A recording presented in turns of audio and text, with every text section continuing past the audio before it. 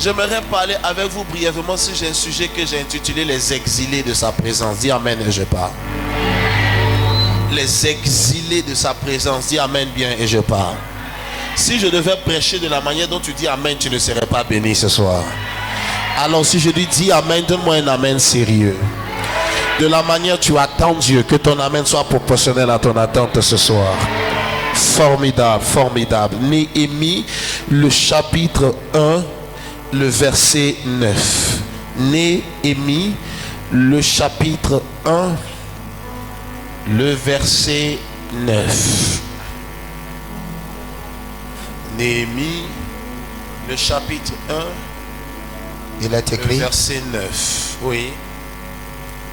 Mais si vous revenez à moi, et si vous observez mes commandements et les mettez en pratique, alors quand vous seriez exilés à l'extrémité du ciel, quand vous serez exilés à l'extrémité du ciel, de là je vous rassemblerai et je vous ramènerai dans le lieu que j'ai choisi. Je vous ramènerai dans le lieu que j'ai choisi pour y faire résider mon nom. Donc mon nom ne réside pas partout. Il y a un lieu que j'ai choisi comme la résidence de mon nom. Et je vais vous rassembler et vous ramener dans ce lieu. Merci. Amen. Les exilés.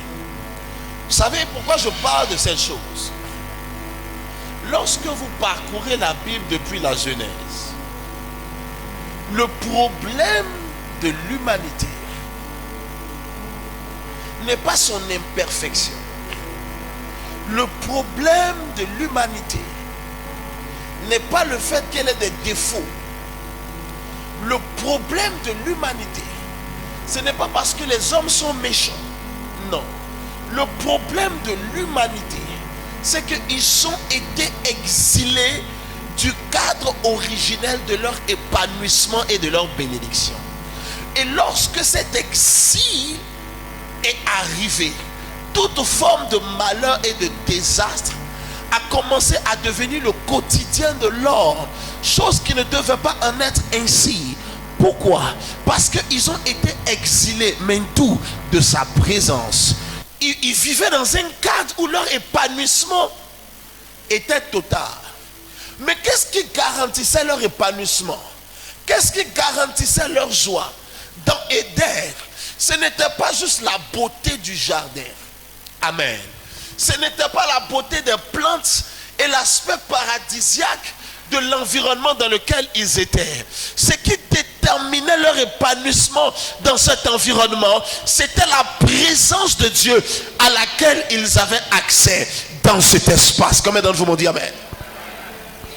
La Bible déclare le soir dans le jardin, la présence se répandait. La présence de Dieu remplissait le jardin. Et lorsque la présence de Dieu arrivait, même les fleurs refleurissaient. Même les animaux ne sentaient pas dans leur corps le besoin de s'en prendre à l'humain pour la nourriture. Et le lion ne sentait pas dans son système le besoin de manger la biche ou l'agneau. Pourquoi? Parce que la présence de Dieu dans l'environnement n'était pas bénéfique uniquement à l'homme, était bénéfique aux plantes, était bénéfique aux animaux, était bénéfique à la terre, était bénéfique aux nuages. Il y avait un bénéfice global dans cet environnement de la présence de Dieu. La présence de Dieu dans un environnement ne bénit pas uniquement les hommes, elle bénit même les choses. Regarde, même des appareils électroniques dans un environnement baigné de la présence ont beaucoup de mal à tomber en panne. Je ne vous parle pas pour vous tromper. Il y a une telle dimension de préservation, une telle dimension d'épanouissement lorsque la présence de Dieu se met dans un environnement. Lorsque la présence de Dieu coule dans un endroit, tout commence à s'épanouir. La Bible dit même la terre leur donnait des productions abondantes. Pas à cause de la grandeur de leur travail, mais à cause du dépôt de la présence qui venait pour saturer l'atmosphère. Alors, le couple de Adam et Ève était heureux. Leur environnement était béni. Pourquoi? Parce qu'ils n'habitaient pas dans un jardin. Ils habitaient dans une présence. Ils n'habitaient pas dans la beauté d'un cadre arc géographique. Ils habitaient dans une présence, laquelle? La présence de Dieu. Le bénéfice de leur vie n'était pas la fonction de leurs efforts, mais c'était la conséquence de la présence dans laquelle ils habitaient. Ils baignaient dans cette présence et leur vie était épanouie. Et le diable a compris, le seul moyen pour moi de détruire ces personnes, c'est de les exiler de la présence. Tant qu'ils sont dans cette présence, je ne peux point les atteindre. Tant qu'ils sont dans cette présence, je ne peux pas les détruire. Tant qu'ils sont dans cette présence, je ne pourrai jamais les arrêter. Mais comme je veux les arrêter, quelle stratégie je peux mettre en place? Il faut que je les fasse sortir de cette présence. Il faut que j'arrive à mettre en place un système pour les déconnecter de cet environnement. Si je peux les déconnecter de la présence, leur vie ne sera plus la même. Si je peux les déconnecter de la présence, ils ne pourront plus avoir le bénéfice. Voici pourquoi plus tard, en Romains le chapitre 8, quand vous serez le verset 19, il dit la création tout entière attend après un ardent désir la manifestation des fils de Dieu. Il n'a pas dit des enfants de Dieu, il dit des fils de Dieu. Car la particularité des fils, c'est ceux qui sont conduits par l'esprit. Il n'y a aucun moyen d'être conduit par l'esprit sans vivre par l'esprit. Il n'y a aucun moyen de vivre par l'esprit sans vivre dans l'esprit. Il n'y a aucun moyen de vivre dans l'esprit sans être dans la communion de la présence de Dieu. Donc la création souffre, pas parce qu'il manque des hommes, parce qu'il manque des hommes qui portent sa présence. Voici pourquoi le vendredi dernier, j'ai commencé à vous parler de porteur de sa présence. Tu peux entrer dans une famille qui souffre, mais quand tu transportes la présence, quand tu rentres dans la famille, la joie arrive juste parce que tu es entré. Pour quelle raison? Parce que tu portes la présence. Certains portent la Bible, mais ils ne portent pas la parole de Dieu. Tu peux porter la Bible dans ta main sans porter la parole de Dieu avec toi. Certains portent la prière. Il peut entrer dans une famille pour prier pour la famille, mais il ne porte pas la présence de Dieu. Le malheur de l'humanité, c'était qu'ils aient été exilés de la présence de Dieu. Satan a dit, s'ils restent ici, ils sont invincibles. Écoute-moi, aussi longtemps que tu es dans cette présence, tu es invincible, tu es intouchable, tu es inarrêtable. La présence de Dieu a une capacité de garantir la provision de Dieu. Ma prière pour toi, c'est que tu retournes dans la présence de Dieu. C'est que l'exil de la présence qui a été imposé à ta vie soit renversé et que tu retournes dans les sentiers de Sion, là où les hommes rencontrent la gloire de Dieu. Écoute-moi, le sorcier peut t'attaquer s'il a envie de t'attaquer, mais tant que tu es dans la présence de Dieu, tu es intouchable. La famine peut frapper le territoire, mais tant que tu es dans la présence de Dieu, tu es intouchable. Le malheur peut venir à gauche et à droite, mais tant que tu es dans la présence de Dieu, tu es inarrêtable. Certains ont capitalisé sur les fétiches. Moi, j'ai capitalisé sur sa présence. Certains ont dit, laisse-moi aller voir le marabout pour réussir. Je suis venu dire à quelqu'un, il y a une présence au-dessus de la présence du marabout, au-dessus de la présence du féticheur, au-dessus de la présence du pasteur. C'est la présence du Saint-Esprit. Aujourd'hui, retour dans sa présence. Retour. Je vais vous parler très sérieusement. Il n'a pas dit qu'il faut prier de temps en temps. Je dis retourne dans sa présence. Tu peux prier de temps en temps et tu es hors de sa présence. Tu peux lire la Bible de temps en temps, tu es hors de sa présence. Le bénéfice qu'il y a en Dieu pour nous se trouve dans la communion de sa présence. Voici pourquoi Paul, dans ses épîtres et dans ses différentes lettres aux différents peuples, il y avait des soins qu'il les mettait. Dans la première ligne de ses épîtres, il dit que la connaissance de Dieu, que la communion du Saint-Esprit vous soit multipliée, vous soit accordée. Avant de commencer à parler, c'est le souhait qu'il émet. Parce que tout ce que j'enseigne n'a d'aucun profit si l'Esprit ne peut pas le prendre de son contexte et l'établir dans les réalités de votre vie. Le diable a dit, comment je peux les exiler de cette présence? Parce que si je les sors de là, ils vont souffrir. Si je les sors de là, ils vont se détruire tout seuls. Mais comment je peux les sortir de là? La première stratégie, le diable a commencé à réfléchir. Le problème, c'est que le diable réfléchit, mais parfois les enfants de Dieu ne réfléchissent pas. Parce qu'ils ont l'impression que la spiritualité a mis fin au profit de leur intellectualité. Non! Il a réfléchi. Et puis il a dit, quel est le travail de l'homme dans ce jardin. Et il a analysé les allées et les venues. Et il a vu que la principale activité d'Adam, c'était un travail de jardinier et de cultivateur. Il n'était pas berger. Il n'élevait aucun animal. Tous les animaux s'élevaient eux seuls. Il dit ok. Donc en fait, son métier est en rapport avec l'agroalimentaire.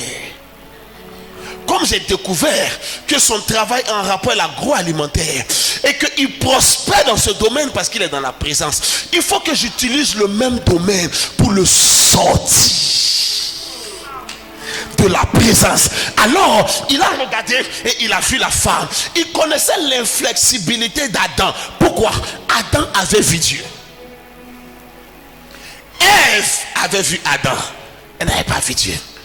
Oh, savez-vous, souvenez-vous qu'il a dit, ceux qui connaissent leur Dieu, Daniel le chapitre 11 verset 32, ils seront affermés. Donc il savait que Adam était affermé parce que Adam connaissait Dieu. Ève connaissait le Dieu d'Adam. Adam connaissait l'Éternel. Lui, il avait connu Dieu. Certains dans cette salle ne connaissent pas Dieu. Ils connaissent le Dieu de Michaëlté parce qu'ils m'ont entendu parler de lui, mais ils ne l'ont pas vu eux-mêmes. Voici pourquoi le jour où ils ne me voient pas moi, ils peuvent fléchir. Le jour où ils sont découragés de moi, ils peuvent fléchir parce qu'ils ont vu Dieu au travers de mon langage, de ma parole, de ma vie, mais ils n'ont pas connu Dieu. Formidable. Ma vie peut être un tremplin de révélation de Dieu pour toi, mais au-delà de ma personne et de ma vie, Dieu a ouvert une fenêtre dans le ciel et il a dit, si ce temple est un temple, arrête-toi sur lui, mais viens vers moi. Je veux me révéler spécifiquement à chacun d'entre vous. Adam avait vu Dieu, Satan ne pouvait pas le tenter. Adam avait vu Dieu, il ne pouvait pas être arrêté. Il a dit, je connais son activité, mais lequel est son point faible? Parce que dans son activité je ne peux pas le tromper, parce que cet homme a vu Dieu. Personne n'a vu Dieu et le diable peut le détruire. Allez demander à Moïse. Moïse a vu Dieu. Aucun démon ne pouvait rester dans le paradis de sa vie parce qu'il avait vu Dieu. On a dit à un homme, tu vas mourir dans des ordres à ta maison. Cet homme est allé face contre le mur. Il dit, Dieu, toi et moi on s'est déjà vu. Tu sais l'œuvre que j'ai déjà accompli. L'Éternel dit, tu ne mourras pas, tu vivras. Josué était là et la guerre faisait rage. Il s'est arrêté. Il dit, lune, arrête-toi. Il y a une seule personne qui a la capacité de commander les astres, parce que les astres ont été positionnés pour commander la terre. La Bible dit la lune pour présider à la nuit, le soleil pour présider au matin. Alors les astres président sur l'homme. L'homme n'a pas la capacité de commander aux astres. La seule personne qui peut commander le soleil, qui peut commander la lune, c'est celui qu'on appelle le concepteur de toutes choses. C'est celui qu'on appelle le créateur incréé. Et c'est celui qu'on appelle l'Éternel, le Tout-Puissant. C'est le seul. Mais maintenant, Josué s'arrête et il ne dit pas au nom de Jésus. Il ne dit pas au nom de l'Éternel. Il part directement à la lune. Lune, arrête-toi. Soleil, arrête-toi. Le soleil regarde. Quel homme ose me parler de m'arrêter. Mais quand le soleil tourne, quand il regarde, il ne voit pas Josué, il voit Jésus. Quand il regarde, il ne voit pas Josué. Écoute-moi, le problème, c'est que quand le sorcier vient dans ta maison, il ne voit pas Jésus, c'est toi il voit. Alors il te chicote. Quand la maladie vient dans ta maison, il ne voit pas Jésus, c'est toi il voit. Alors il te chicote. Quand les démons de trouble rentrent dans ta maison, il ne voit pas le Saint-Esprit, alors il te frappe. Regarde, il dit lune, arrête-toi. La lune dit quel homme ose. Quand la lune tourne sa tête pour regarder, c'est Jésus. Il dit garde à vous, je vais obéir. Parce que j'ai entendu la voix d'un homme, mais j'ai vu la face d'un Dieu.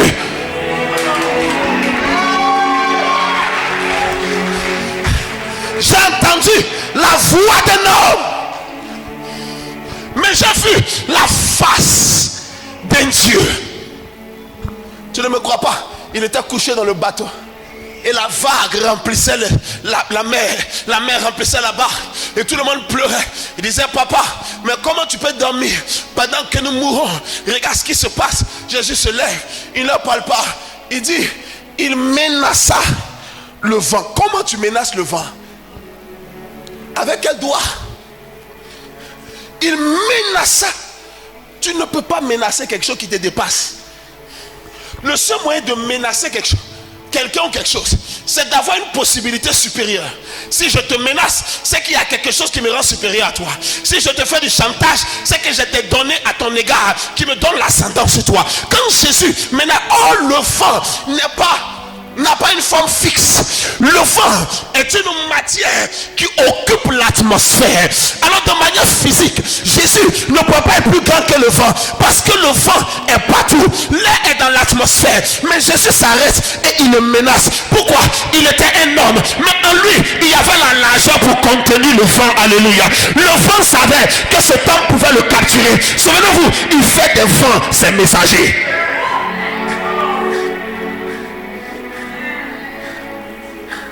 Souvenez-vous que ceux qui l'ont accepté qui ont son nom, il les a rendus, ils sont désormais nés de Dieu et ils sont semblables au vent. Personne ne sait où il va, personne ne sait où il va. Le vent remplit cette salle, mais il peut tenir dans la paume de Dieu. Alors Jésus s'est levé, il menace le vent, il menace la tempête et le silence est immédiat. C'est la voix d'un homme qui a commandé le vent, qui a commandé la tempête. Pourquoi? Parce que ces entités naturelles n'obéissent pas à la voix, ils obéissent à la face. La voix les interpelle. Voici pourquoi David disait dans le psaume: ne me détourne pas ta face. Mais David, tu vois quel problème la face?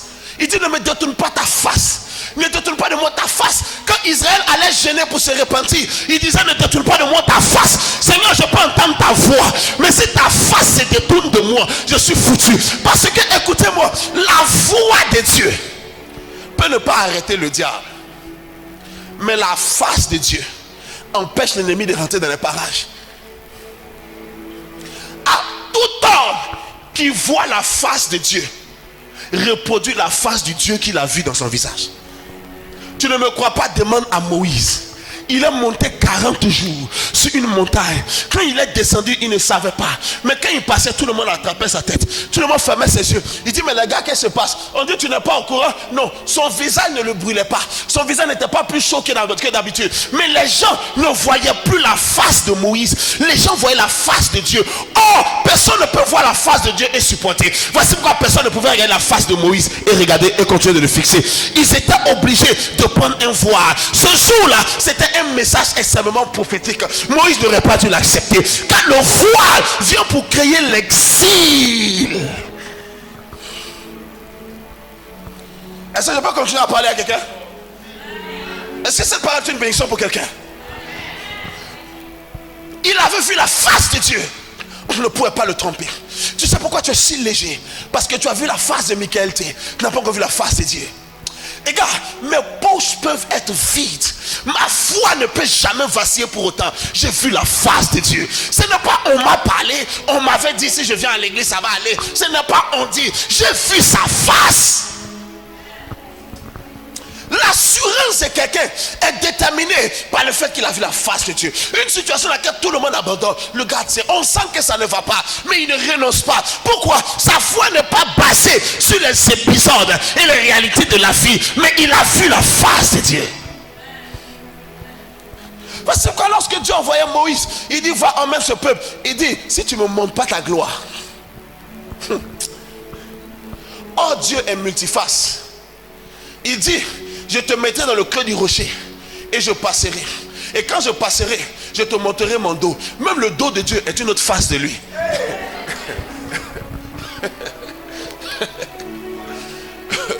Le dos de Dieu n'est pas son dos. Le dos de Dieu est une autre face de Dieu. On dit: regarde, on dit l'agneau de Dieu assis sur le trône a vaincu pour ouvrir le livre et pour rompre les 7 sceaux. Il regarde pour chercher l'agneau et il voit un lion. Il dit: il n'y a aucun agneau là-bas, c'est un lion. On dit: le lion que tu vois, c'est lui l'agneau. Adam ne pouvait pas être tenté. Il a vu la face de Dieu. Ève n'avait pas vu la face de Dieu. Alors, quand le serpent a pu réfléchir et dire: il est dans l'agroalimentaire, la gestion du jardin, la gestion des fruits, l'entretien du jardin, c'est son travail. Je vais chercher ce domaine. Alors, il allait chercher un arbre. Il n'a pas tenté avec quelque chose qui était en dehors du domaine où cet homme devait impacter. Il a cherché un arbre et il s'est assuré que l'arbre était hors de la juridiction de l'homme. Il s'est assuré que l'arbre était un interdit pour l'homme. Maintenant il n'est pas allé voir l'homme. Il dit: je connais ce qui va l'exiler de cette présence. Mais maintenant il faut que je trouve ce qui va le faire céder, ce qui va le tenter, ce qui ne va pas pouvoir résister. Le diable peut connaître comment ce qui va te détruire, mais il faut qu'il cherche le moyen de t'emmener toi-même à ce qui va te détruire. Parce que quand tu es dans la présence, il ne peut pas. Alors il a dit, il s'est souvenu que Adam a vu Ève. Il a dit cette fois-ci, voici. Il a dit quoi? L'os de mes os, la chair de ma chair. Adam a dit, celle-là, c'est l'os de mes os, c'est la chair de ma chair. Donc Satan savait, dès que Ève mangeait, Adam était obligé de manger sans réfléchir. Parce que ce que ta bouche a mangé, ça va rentrer dans ton estomac. Elle est l'os de mes os, la chair de ma chair. Si ma chair a mangé la nourriture, c'est que j'ai mangé. Quand Ève a pris pour donner à Adam, Adam ne pouvait plus discuter. Ève avait déjà mangé. Il ne pouvait pas. C'est un mystère spirituel. Il a pris ce qui était sa progéniture. Voici pourquoi tu peux détruire une mère en détruisant son enfant. Tu n'as pas besoin de toucher la maman. Fais du mal à l'enfant et la mère va pleurer. Parce que c'est le sang. Il te voici la chair de ma chair. Oh, la nourriture satisfait au domaine de la chair. Si Ève mange, Adam est foutu. Maintenant, elle ne pouvait pas être affermie. Elle n'avait pas vu Dieu. Il dit viens. Et il a commencé à parler avec elle. Et il lui a emmené là. Il dit, as-tu vu comment il est beau à manger? Il a manipulé. Cette femme a pris et elle a mangé. Quand Adam est venu, elle lui a donné. Regarde, quand vous lisez Genèse, nulle part il est mentionné que Adam a discuté. Parce que si Ève mange, c'est déjà validé. Si Adam mettait dans sa bouche ou qu'il ne mettait pas dans sa bouche, c'était égal. Oui. S'il mettait une bouchée ou il ne mettait pas, tant que Ève avait mangé, c'était pareil qu'il ait déjà mangé ou pas. Parce qu'on n'a pas discuté. Ève, si tu as déjà mangé, donne que je mange en même temps. C'est déjà gâté. Ève, tu as mangé? Oui, donne. Parce que si tu as mangé, Dieu va nous punir tous les deux. Donc laisse que je mange en même temps. Et quand ils ont mangé, voici pourquoi faites attention. Parce que la Bible a une manière d'exhorter les époux à veiller sur leur épouse. La Bible a une manière d'exhorter les épouses à être soumis à leur mari et à les aider. Parce qu'il sait que ce qui affecte l'un va affecter l'autre. Le diable parfois peut chercher juste la femme. Il ne cherche pas le mari, c'est la femme seulement il veut. Maintenant pour avoir la femme, c'est le mari l'attaque. Une fois qu'il a gagné le mari, il sait obligatoirement que la femme va subir les conséquences. Il sait. Il sait pas. Parce que parfois le diable cherche, vous savez, en matière d'électricité, l'électricité cherche le chemin le plus rapide pour arriver à la terre. Oui ou non? Je ne travaille pas à la Sonabel, mais on a fait sciences physiques à l'école. L'électricité, s'il y a un point, une distance A à B et il y a une distance ABC, l'électricité ne va jamais aller passer. C'est donc la distance la plus rapide. Le diable est très intelligent. Regarde, il veut t'attaquer toi, mais tu es trop dur, tu pries trop, tu es trop compliqué. Mais c'est toi, il veut détruire. Il n'y a pas de problème. Le chemin rapide, c'est de chicoter ta femme. Ta femme aussi te chicote la nuit. Quand tu dors, la femme dit ça, c'est quelqu'un de garçon. Donc ça te brûle. Quand tu veux même aller prier la nuit, tu penses aux paroles que la femme a mis dans ton corps. Tu dis Seigneur, merci seulement. Tout ce que je peux te dire, c'est merci. Qu'est-ce qu'il a fait? Il est passé par la voie la plus rapide pour t'atteindre. Parce qu'il devait traiter avec toi directement. Il devait en prendre du temps. La voie la plus rapide pour atteindre Ève, pour atteindre Adam, c'était Ève. Quand ils ont mangé, ils ne sont pas morts. Mais ce qui leur est arrivé est considéré comme une mort. Parce que tu peux être vivant dans la chair, mais quand tu n'es plus vivant dans l'esprit, tu es mort. Beaucoup sont à l'église, mais ils sont morts. Beaucoup servent dans les départements, mais ils sont morts. Beaucoup prêchent la Bible, mais ils sont morts. Ils sont devenus charnels. La dimension de l'esprit en eux est inefficace. Le péché n'affecte plus leur conscience. Ils sont morts. Ils sont dans l'église très dogmatiques, très religieux, très habitués au concept traditionnaliste de l'église. Mais l'esprit est parti. Il peut te réciter la Bible, mais il ne peut plus te donner l'esprit dans les textes qui est en train de te communiquer. Pourquoi? Parce que c'est un exilé. Il était dans cette présence, mais il est parti. On a mis Adam et Ève hors de la présence et on a verrouillé la présence avec un ange, un chérubin avec une épée. Ils ne pouvaient plus rentrer. Alors ils ont commencé à souffrir. Ils souffraient pourquoi?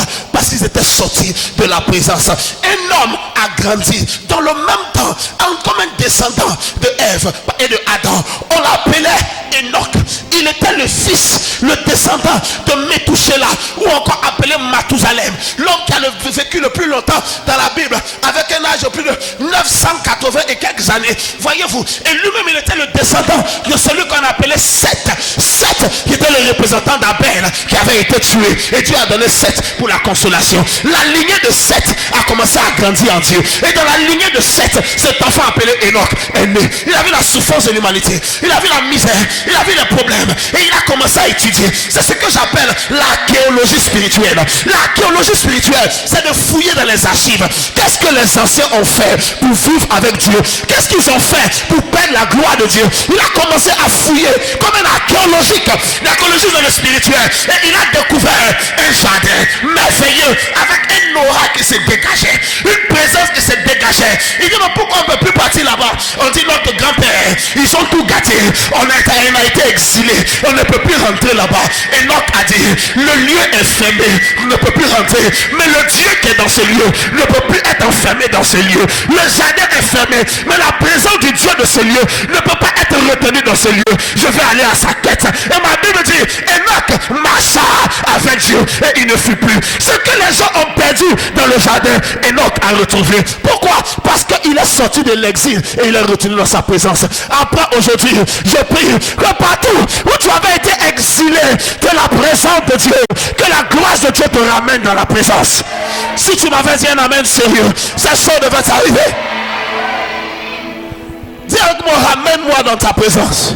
Voici pourquoi le travail que tu aimes, il utilise ça comme la stratégie pour te sortir de sa présence. La femme que tu aimes, il utilise cela comme la stratégie pour te sortir de la présence. Le problème qui te préoccupe le plus, il utilise cela pour te sortir de la présence. N'importe quoi qui est important par rapport à un domaine professionnel, par rapport à un domaine sentimental, quelque chose qui a une base de préoccupation pour toi, il utilise pour te sortir de la présence. Tu ne te rends pas compte, il est en train de t'exiler de la présence. Seigneur, je veux tellement un grand ministère. Et le diable utilise le ministère pour te faire sortir de la présence du Dieu du ministère. Seigneur, je veux me marier. Il utilise le mariage pour te faire sortir de la présence du Dieu qui a béni ton mariage. Seigneur, je veux l'argent. Il utilise l'argent pour te sortir de la présence de celui à qui appartient l'or et l'argent. Il t'exile et le diable est intelligent. Quand il t'exile, tout va bien. Parce qu'il n'est pas bête. Il sait que si dès que tu sors, il te chicote, tu vas retourner rapidement là-bas. Donc il te laisse sortir et il te souffle. Il te met le climatiseur et tu dis alors tout va bien. Et là nous fatigue les soins de prière. Et là nous fatigue les soins de dîmes offrandes. Tout va bien. Et il s'assure que tu as perdu tous les derniers bribes de la présence. Tous les derniers résidus de la présence. Il assure que tu deviens complètement sec. Et alors il vient te gifler. Tu peux pleurer toute la nuit, mais tu ne peux même pas prier une minute. Même dans ta détresse, tu ne peux. Je n'ai pas entendu des gens qui rêvent. Vous dites dans mon rêve, on m'a tout fait. Je veux crier Jésus, mais je ne peux plus crier Jésus.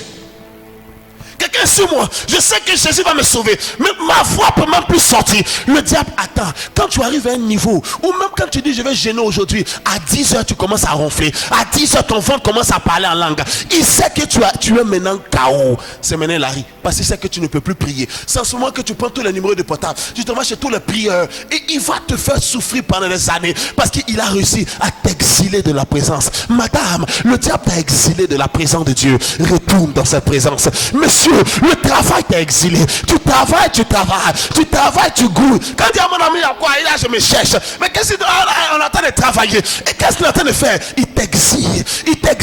Tu ne te rends pas compte. Les choses continuent de marcher. Il t'exile. Le moment où tu n'es plus capable de crier à lui, c'est ce moment où il viendra. Parce qu'il sait que maintenant, tu ne peux plus crier à Dieu. Il a exilé Saül de la présence de Dieu. Et comme il avait toujours le trône, il pensait que c'est sans conséquence.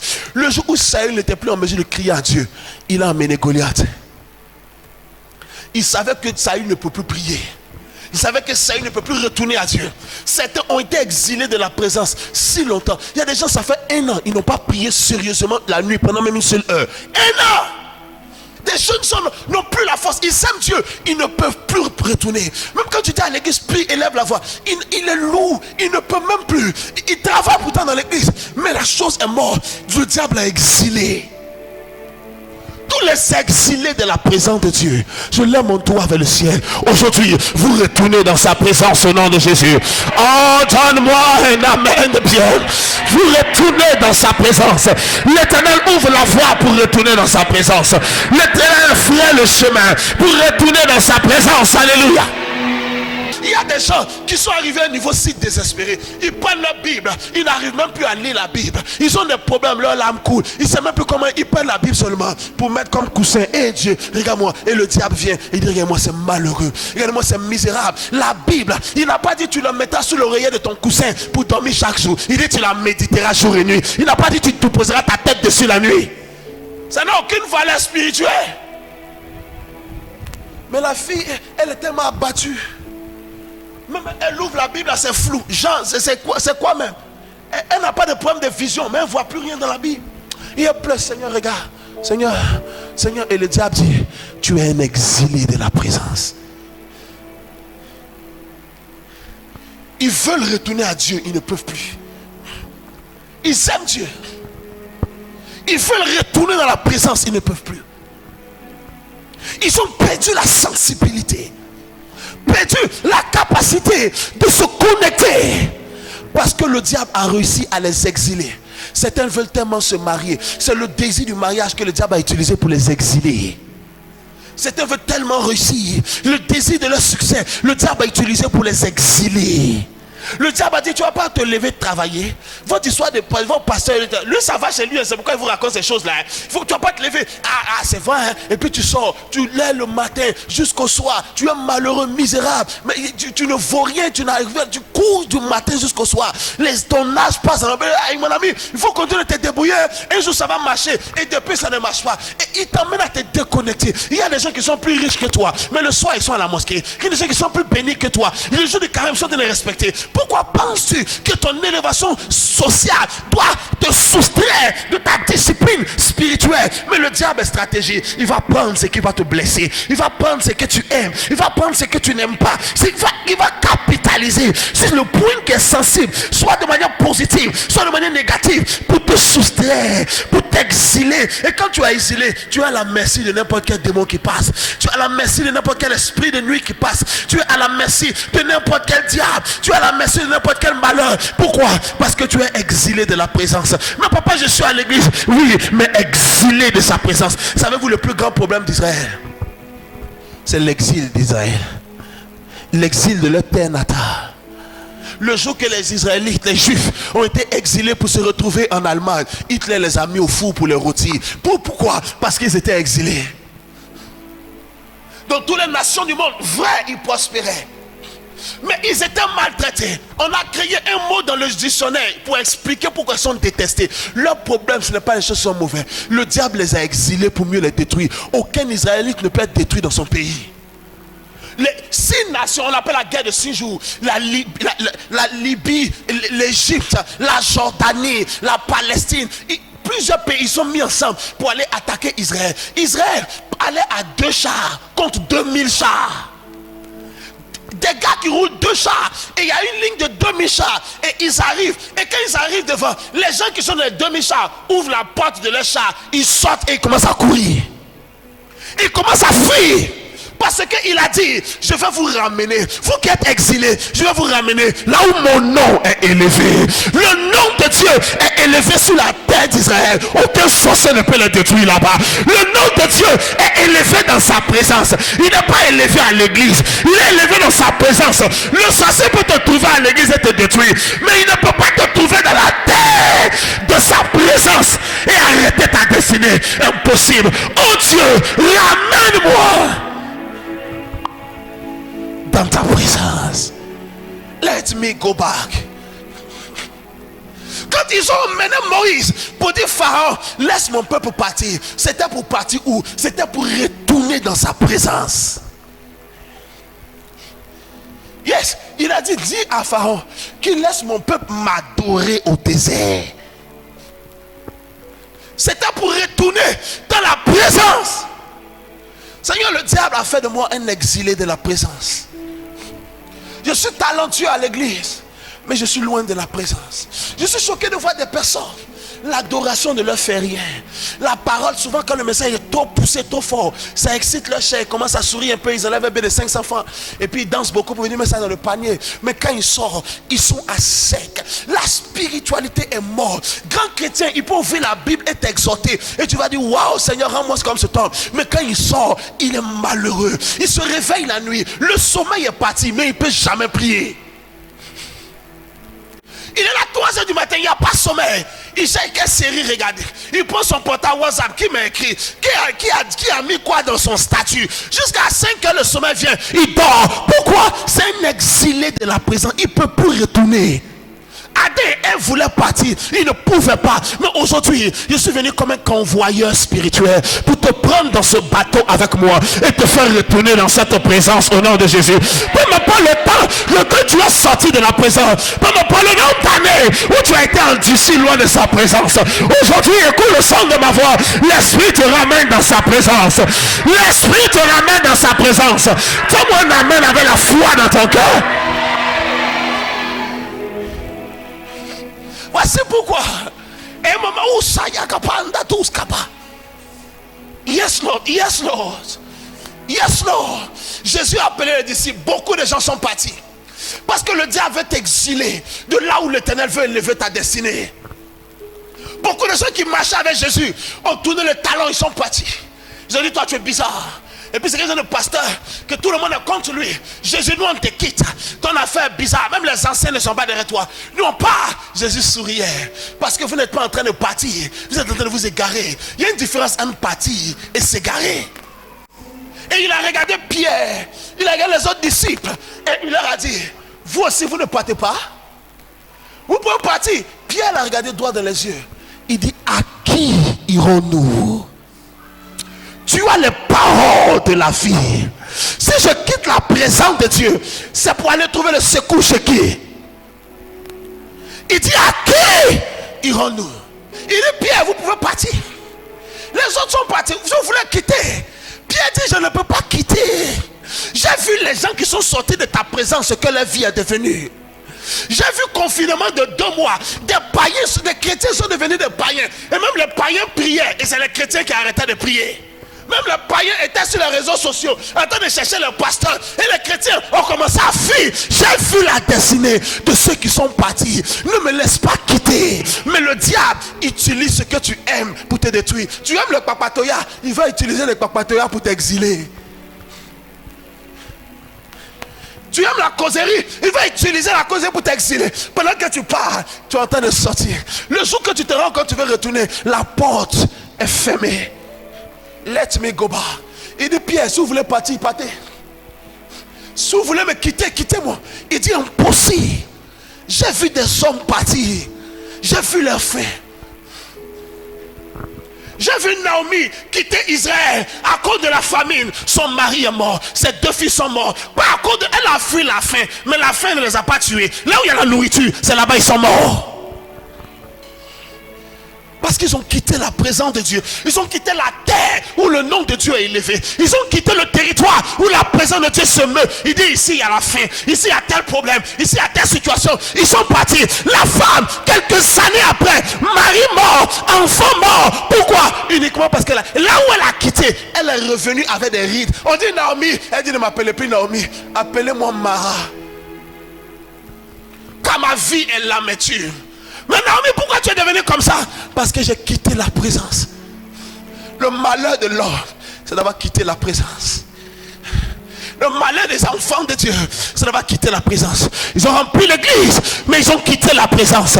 Jeune fille, aujourd'hui, retourne dans sa présence. Ton avenir n'est pas dans la poche d'un garçon. Ton avenir est dans la présence de Dieu. Ne laisse rien t'exiler de sa présence. Rien. Ne laisse rien. Tout ce qui a réussi à t'exiler de la présence de Dieu est ce qui va te détruire. Tout ce qui a réussi à te sortir de la présence de Dieu, c'est ce qui va t'exterminer. Ne laisse rien. Si la télévision commence à te prendre trop de temps pour te faire sortir de la présence, éteins-moi cette télé. Coupe l'abonnement canal. Coupe-moi toutes ces choses. Commence à retourner à la présence. Si ton portable te fait sortir de la présence, s'il te plaît, pendant 1 ou 2 jours, coupe ce portable. Le jour qu'on va t'enfermer au commissariat, tu vas faire 3 jours sans portable. Les jours qu'on va te coucher sur le lit de l'hôpital, tu as fait une semaine sans regarder WhatsApp. Si ce garçon te fait sortir de sa présence, dis mon ami, on n'a qu'à faire une pause. Il faut que je retourne. Et depuis que je suis avec toi, je ne peux plus prier. C'est quel genre de garçon? C'est quel genre de garçon? Depuis que je suis avec toi, je ne peux plus lire ma Bible. Si toi tu vas me faire sortir de la présence, c'est que toi et moi c'est fini. Et il faut que mon secours, je m'appelle Michael T. Je n'ai aucun homme derrière moi. Mon secours est sa présence. Voici pourquoi Jésus n'a jamais commencé une journée sans passer la nuit dans sa présence. Toi tu es qui que Jésus pouvait sortir sans jamais laisser la nuit dans la présence? Et tu ronfles toute la nuit à 8 heures. Tu dis, Père, je te recommande la journée. La journée est déjà partie pour te laisser. Il est 8 heures. C'est vrai que tu nous recommandes la journée?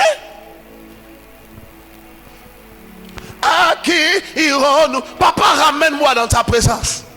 À qui? Papa, ramène-moi. Je veux être une machine de jeûne. Je veux devenir un boulimique de la prière. Je veux devenir un malade de ta communion. Ramène-moi. Je peux continuer ce message?